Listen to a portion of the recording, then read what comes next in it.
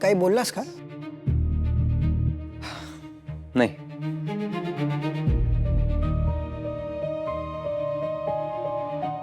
मग कसा होता तुझा आजचा ऑफिसचा दिवस?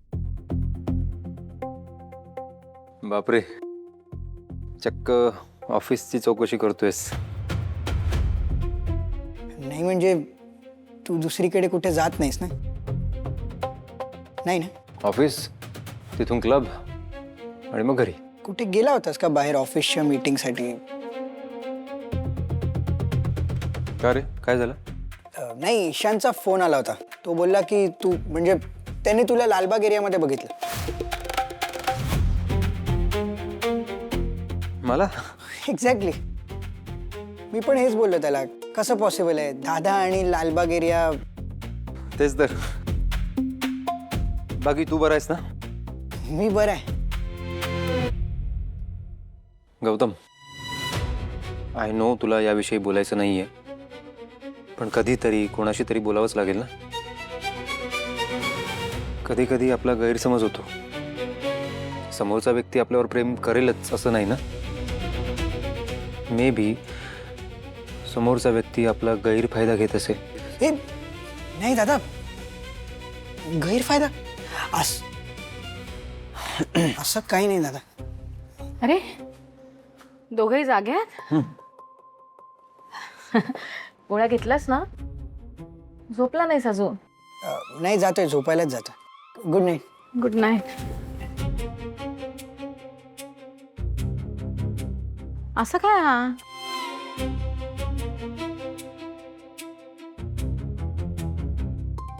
मुलगी कोण आहे ते कळलं का रे? प्रयत्न सुरू आहेत. हा काहीच बोलत नाहीये ना. कसं कळणार मग? कळेल, लवकरच कळेल. अजून काही मार्ग आहेत, फक्त थोडे डाऊट्स आहेत, तेवढे क्लिअर होत आहेत. कन्फर्म कळेल. मी काही करू का मदत? तू टेन्शन घेऊ नकोस, एवढं कर. मी शोधतो कोण आहे ती मुलगी. झोप आणि आता उद्या गुड नाईट.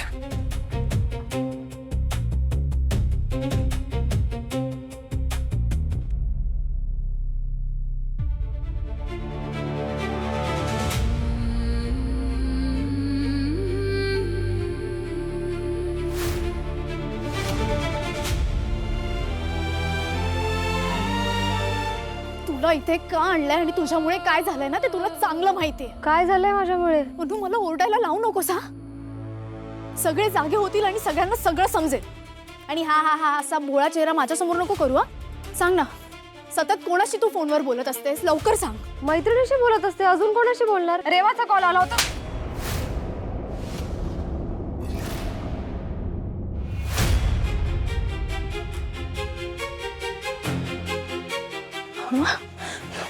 रडणं बंद कर आधी.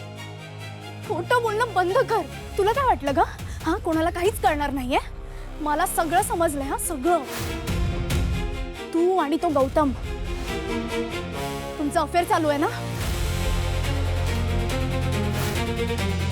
तुझ्यामुळे सुसाईड अटेम्प्ट केला ना त्याने. काय बोलतेस तू? तुला देऊ अजून एक? खायचे तुला? वय काय ग तुझं? लहान आहेस तू. मम्मी पप्पांना कळलं तर काय होईल कळतंय तुला? तुला काय वाटलं? हा, कोणाला काहीच समजणार नाहीये? असं काहीच नाहीये. असं नाहीये? कसं आहे मग? बस इथे. कसं आहे सांग. कसं आहे लवकर सांग. तो पोरगा मोठ्या घरातला आहे, त्याच्याशी लफडं करायची अक्कल कुठून आली तुझ्यात? तुला माहिती आहेत ते लोक कसे आहेत? हा, माहिती आहे तुला? पटपट बोल.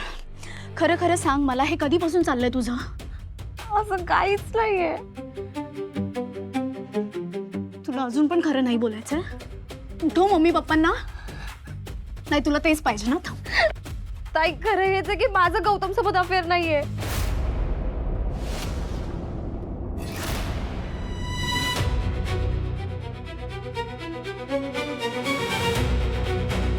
नाहीये? उठ. उठ, उठ, उठ, उठ. लवकर उठ. इकडे बोल. इथे स्वामींसमोर तरी खोटं नाही बोलणार ना तू? बोल. तुझ्याशी नाही बोलणार. तुला ना आज तर ताईचं आणि गौतमचं एकमेकावर प्रेम आहे.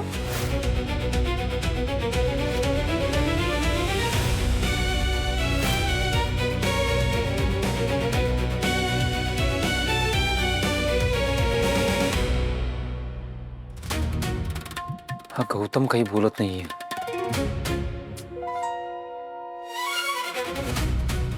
हा बोलला असता ना तर ही मूर्ख मुलगी एवढा वेळ झाला काही अपडेट नाही.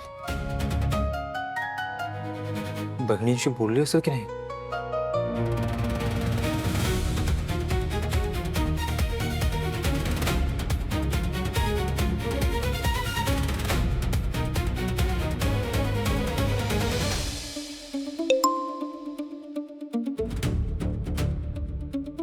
काही कळलं का? कोण आहे ती?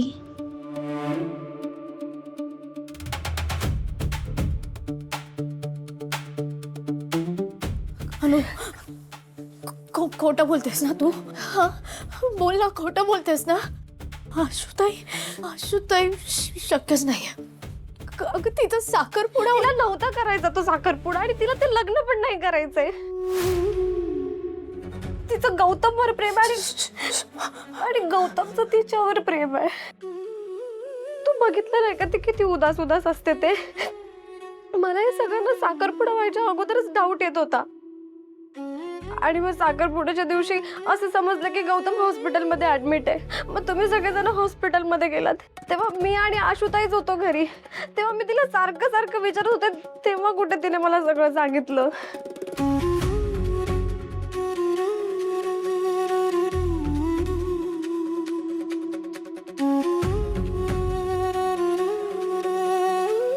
आणि ताई, तुला माहिती आहे ना आशुताई कशी आहे? ती मम्मी पप्पांना काहीच नाही बोलू शकत. ती खूप घाबरते मम्मी पप्पांना.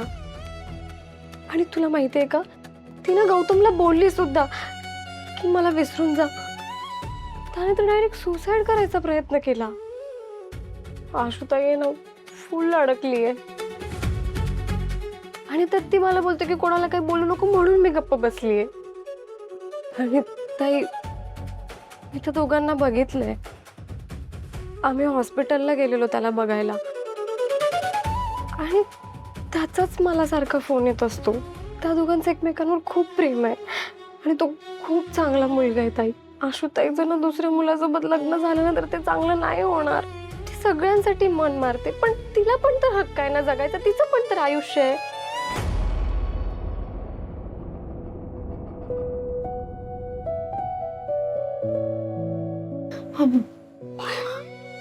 सॉरी, खरंच सॉरी. तुला लागलं ना?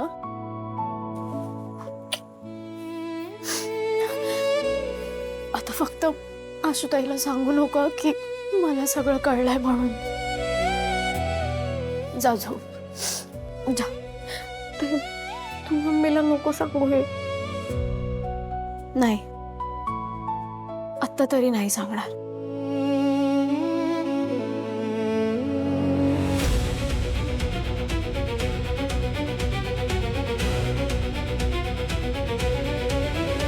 उद्या भेटून बोलू.